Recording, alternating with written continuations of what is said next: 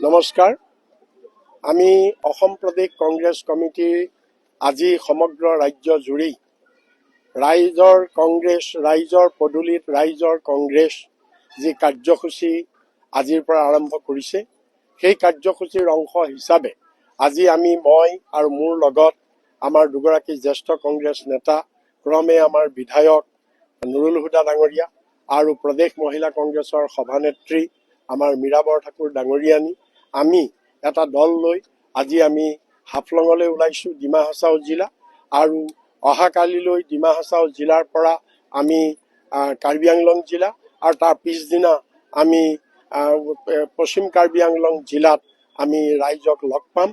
এই কাৰ্যসূচীৰ অনুযায়ী বিভিন্ন ৰাইজ, বিভিন্ন সংগঠন, বিভিন্ন স্বেচ্ছাসেৱী সংগঠন, ষ্টেক হোল্ডাৰ এইসকলক লগ পাই আমি আগন্তুক বিধানসভা নিৰ্বাচনৰ বাবে আমাৰ কংগ্ৰেছ দলৰ মেনিফেষ্টোখন কেনেকুৱা হ'ব লাগে, আমি এই মেনিফেষ্টোখন ৰাইজৰ মেনিফেষ্টো হিচাপে আমি নাম দিছোঁ।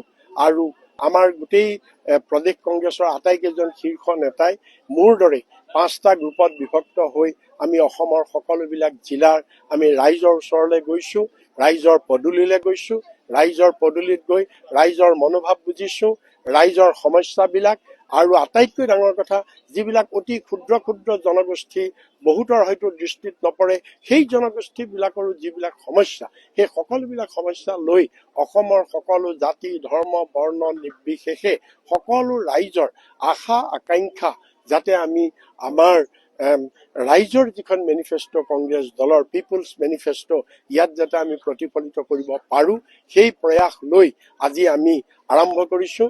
আমি জুবিন গাৰ্গ আমাৰ প্ৰাণৰ শিল্পী, এই প্ৰাণৰ শিল্পীৰ সমাধিত আহি আমি তেখেতৰ পৰা আশীৰ্বাদ লৈ আজি আমি এই যাত্ৰা আৰম্ভ কৰিছোঁ। আশা কৰোঁ অসমৰ সকলো ৰাইজে এই যাত্ৰাৰ প্ৰতি সঁহাৰি জনাব। ধন্যবাদ। জয় আই অসম, জয় ভাৰতীয় জাতীয় কংগ্ৰেছ।